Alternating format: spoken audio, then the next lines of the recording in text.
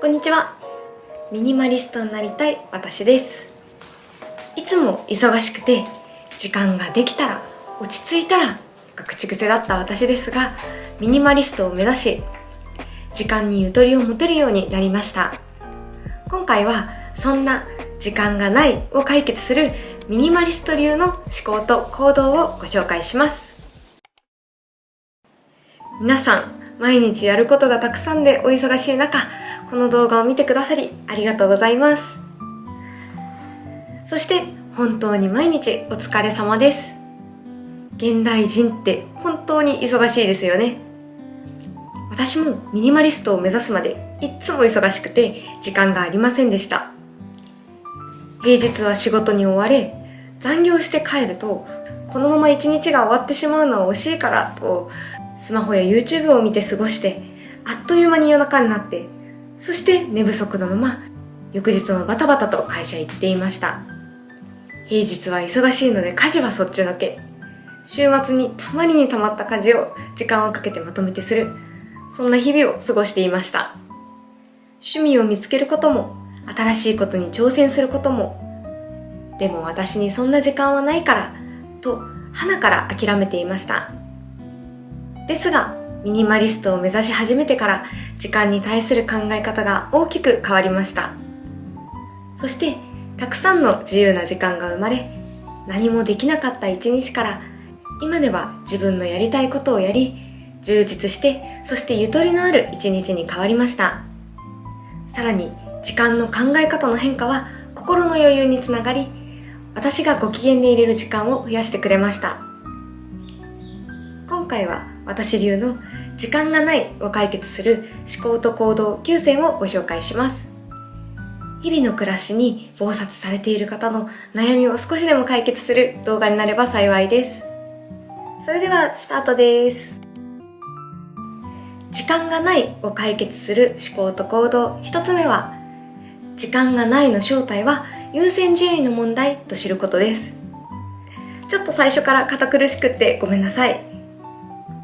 皆さんはきっと本当は他にもやりたいことがあるのに忙しくてできない。だから時間がないを解決したいとこの動画を見てくださっているんだと思います。前提を崩すようですが、時間がないはそもそもちょっとおかしいんです。なぜなら皆さんにとっても私にとっても時間は平等に24時間だからです。なので時間はあるんです。じゃあやりたいのに時間がないの真の意味は何でしょうか。それは優先順位の問題なんです。この考え方どうでしょうか。私にとっては時間についてハッと気づかされる考え方でした。今までできないことを時間がない、忙しいと時間のせいにしていましたが、本当は自分で優先順位を低くしていただけだったんです。逆にやりたくないことをいやいややっているとき、例えばやりたくない残業、行きたくない飲み会などそうですよね。私はそういうときずっとやらされ気分でしたが、本当はやりたくもないことをわざわざ自分で優先順位を上げてしまっていたんです。やりたくないことの優先順位を上げてるなんて本当にもったいないですよね。時間がないの正体は優先順位の問題である。この考え方と出会ってから自分の意思で何をやるかコントロールしようと思うようになりました。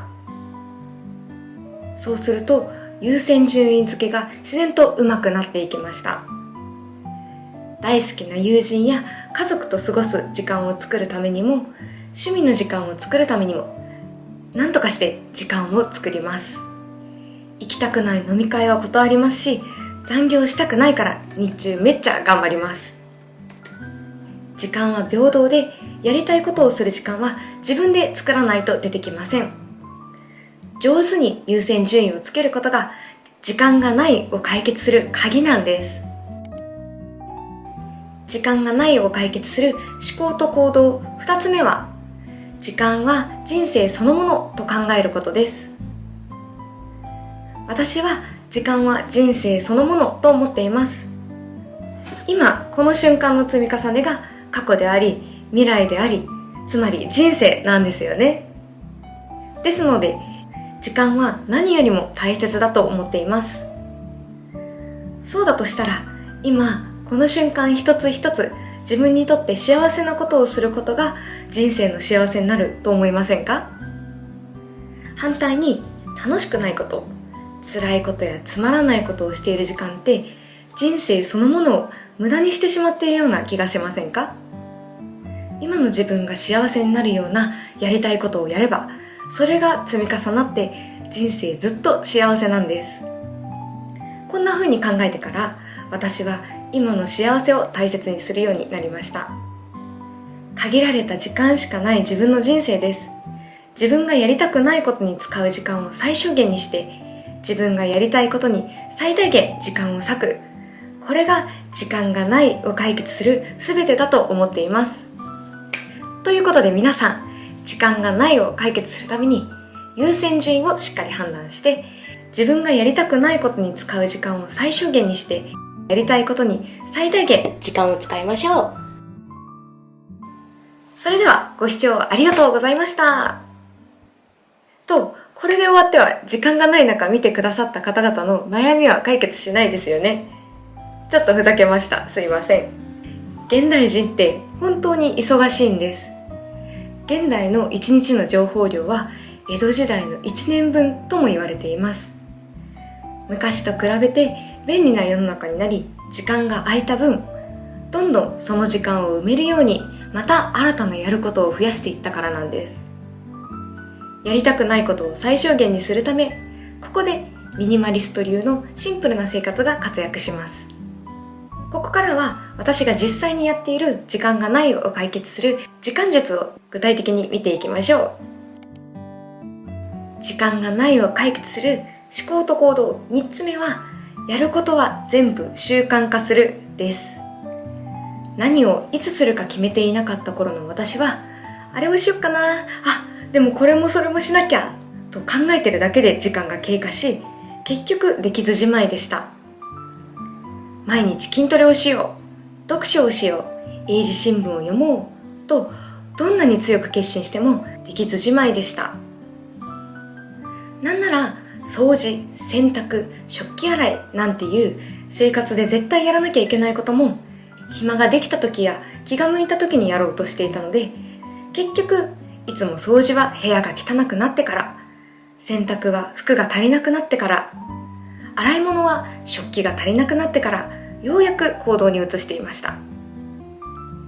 そこでやりたいこと、やらなければならないこと、すべてルーティンに入れ込むようにしました。すると自然とやりたいことをこなすことができるようになりました。習慣のパワーってすごいですね。例えば私は朝起きたら、まずはベッドの上で肩こりのストレッチ、クイックルワイパーで床掃除をして、マットを引いて筋トレ、その後7時まで朝活。このようにやることはルーティンで決めています。帰宅後もさっさとシャワーを浴びてからご飯を食べて、翌日のお弁当作りや洗い物などの家事をして、その後ようやく自分の時間です。そして寝る前には日記を書き、英字新聞を1ページだけ読みます。いつでも忘れないようロック画面にもしています。やること、やりたいことを全部ルーティンに入れ込むだけで楽にこなせるようになり、時間がなくてできないを解決することができました。時間がないを解決する思考と行動4つ目は、テレビ、SNS から離れるです。時間食い虫のテレビ、SNS などの情報から離れましょう。総務省の調査によると、2021年の平日1日あたりのテレビの視聴時間は平均2時間、SNS の利用時間は3時間もあるとのことです。とんでもない時間ですよね。私も昔は仕事をした後、だらだらテレビを見て、スマホを見て過ごして、それだけで一日が終わっていました。メディアって重要なニュースを知れたり、ためになる情報をゲットできることもありますが、ほとんどの情報が自分のためにならない情報でした。そこで思い切ってテレビを手放したら、それだけでたくさんの自由な時間ができました。SNS は特に Twitter、TikTok、Instagram はだらだら見てしまいがちなので対策しています。Twitter や TikTok はスマホからアプリを消して完全に見ていないです。Instagram はストーリーズは基本的に見ないと決めました。たった24時間しか映らないストーリーズを見てた頃は、隙間時間さえあればインスタグラムをチェックしていましたが、今となってはインスタグラムで誰が何をしてようが自分には関係ないし、インスタをチェックすることがつまらないことに感じられてきました。インスタグラムってなんだか自慢大会な部分もあると思うんですよね。見なくなったらより自分のペースで生きられるようになった気がします。主要な SNS を見ないと決めるだけで、一気にスマホから離れることができるようになりました。それでも SNS から離れられないという方は、スクリーンタイム機能を使い、利用時間に制限をかけるのもいいですね。メディア、SNS から離れるだけで、1日何時間もの自由な時間を手に入れることができちゃいます。時間がないを解決する思考と行動5つ目は、一人晩酌をやめるです。これは私がお酒に強くないのもあるかと思いますが、私個人としては晩酌はやめてよかったです。ちょっとストレス発散にと家で晩酌をすると、食事の時間がついつい長くなり、頭がフラフラして家事はそっちのけ、結局眠くなって夜が終わってしまっていました。お酒を飲み、たくさんの時間を消費するし、頭も回らず体調は悪くなるし、本当にいいことは何もなかったなと思います。そしてお酒で解決したかったストレスは、お酒を飲んだ時に頭から一瞬なくなっただけで、朝起きればまた何も解決せず戻ってきていました。晩酌をやめてから元気な脳でいられるたくさんの時間ができましたし、体調も良くなりました。特に睡眠の質は上がり、早起きしやすくなったと感じます。お酒を飲む代わりに早起きして読書をしたり、瞑想をしたり、勉強をしたり、運動をすることでストレスを根本から解決するための行動ができるようにもなりました。時間がないを解決する思考と行動6つ目は、物を減らすです。出ました。いつでも出てくる物を減らすです。物を減らすことで物を探す時間、物を管理する時間をなくすことができます。物に溢れていた頃の私はいつも何かを探し回っていました。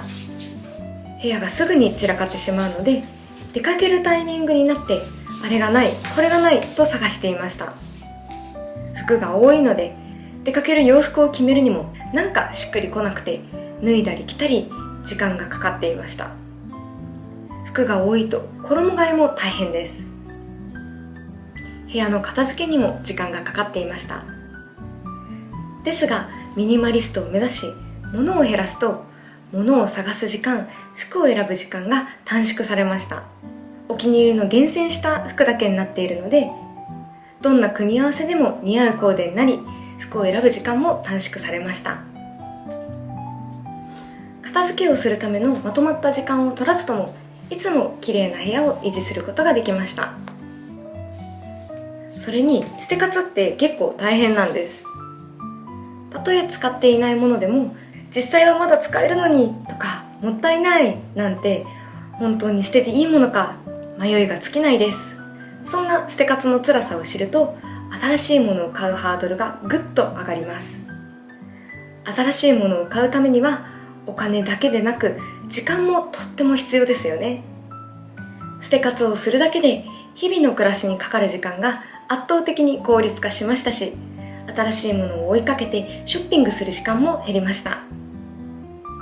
さらに物を少ない生活を始めて心の負担も軽減した気がします。散らかった部屋にいると、部屋にいること自体がストレスで何のやる気も出ませんでした。重い腰を上げていざ勉強をやろうとしても、まずは散らかった机から片付けなければなりませんでした。綺麗な部屋になった今は、机はいつも綺麗で、よしやろうという気にさせてくれます。時間がないを解決する思考と行動7つ目は、こまめな掃除をするです。掃除は汚れが溜まったら、そんな基準で掃除をしていた昔の私は本当に掃除が憂鬱でした。月に一度休日返上で一日中大掃除をしていました。溜まった汚れに触れるのは全く気持ちのいいものではありませんでした。それから大掃除ではなく、こまめに掃除をすることで、少ない時間で、しかも本当に簡単な掃除で済むようになりました。食事の後はすぐに食器を洗います。排水口は洗い物のついでに食器のようにスポンジで洗います。換気扇フィルターは毎週セスキに1時間つけるだけです。ちなみに以前他の動画でセスキは手放していましたが、油汚れ退治のために最近復活しました。お風呂から上がったらお風呂の排水口のゴミを取ります。汚れを見つけたらすぐに拭いたり、ゴミを見つけたらすぐに捨てるようにしています。こうやって日常的な行動の一部として小さな掃除を組み込むことで、時間をかけず負担なく部屋のきれいを維持できるようになりました。きれいで清潔な部屋で作業すると、なんだかもっと自分のやりたいことに集中できるようになった気がします。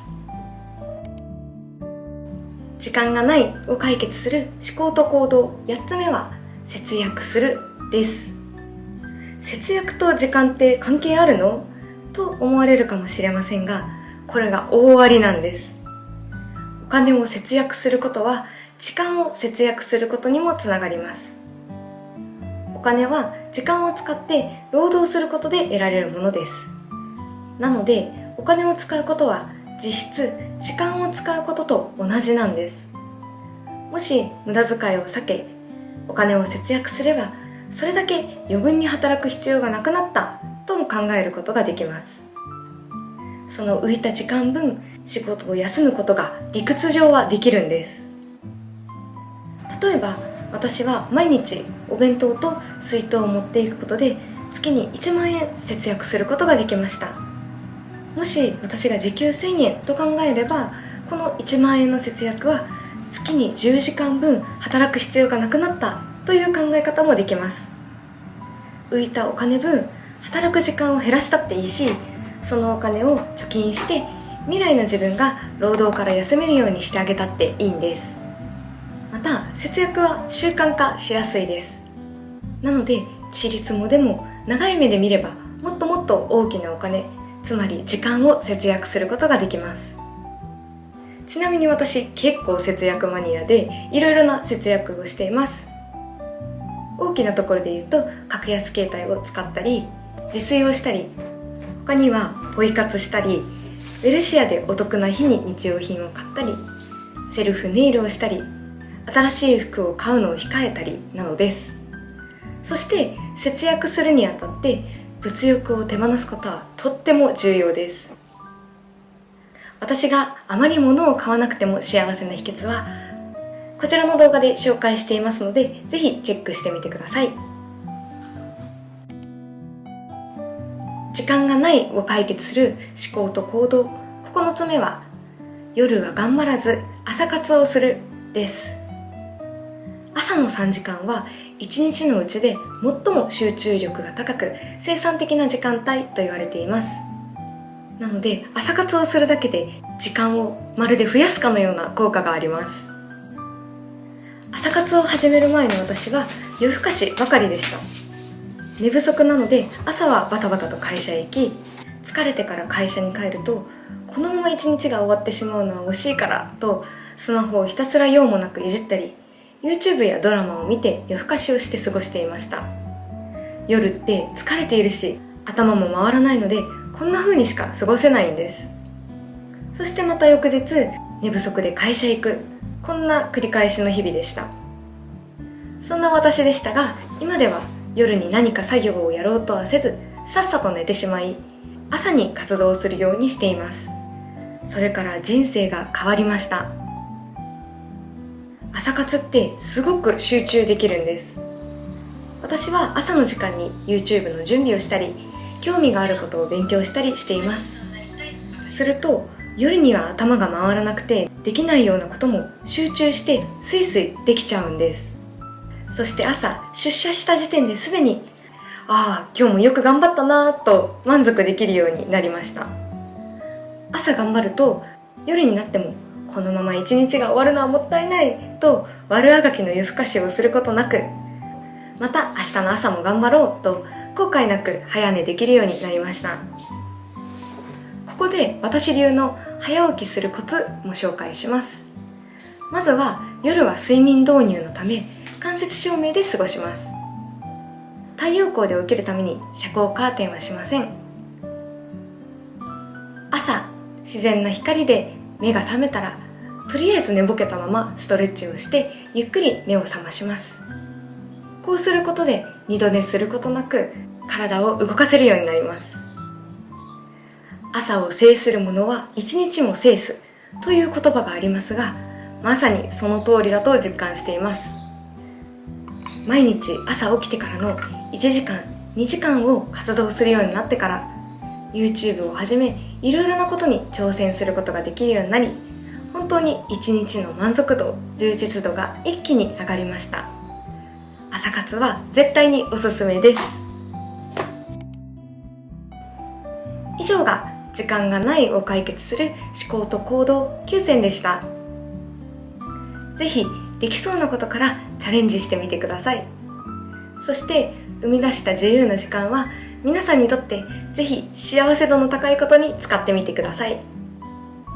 これまでやりたくてもなかなか挑戦できなかった趣味だったり、家族や友人と過ごす時間だったり、一人でのびのびと休む時間に使ったりもいいですね。自由な時間を増やすため、他にもこんなアイデアがあるよという方はぜひコメント欄で教えてください。皆さんの温かいコメントがいつも励みになっています。それでは最後までご視聴ありがとうございました。